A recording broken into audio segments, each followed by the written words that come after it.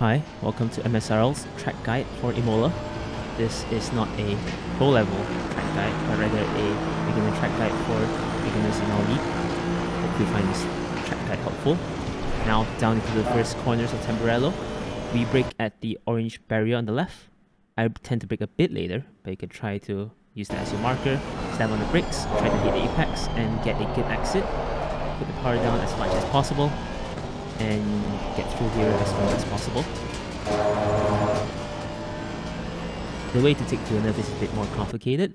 First off, I usually brake at the 50-meter board and I release the brake as I enter the apex. This helps to stabilize the car, and I'll apply the brakes again after I'm done with the curb, and this should hopefully be enough for me to slow down to take the second part of your nerve, and it will lead to a good exit out of Tosa if you're patient enough.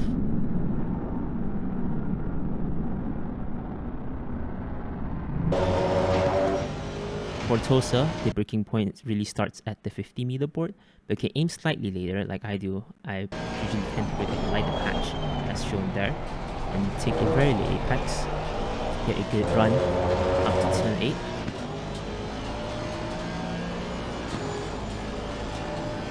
For Piratella, we aim at the 50-meter board again, but for me I brake slightly later than that because I like to get a later exit, so you can get a good exit down into Acqua Minerale.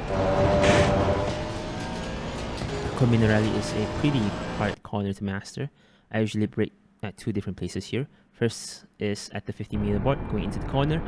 I tap on the brakes a bit, allow the car to stabilize and turn in. And as you can see on the second part, I brake as we start to get into the curbs on the left side, heavy on the brakes, then release them as we turn into the apex. And it's power all the way through, down into Variante Alta. For Variante Alta, we start to brake as we see the Italian flag showing up on the left curbstone. And this is a corner that depends on the car.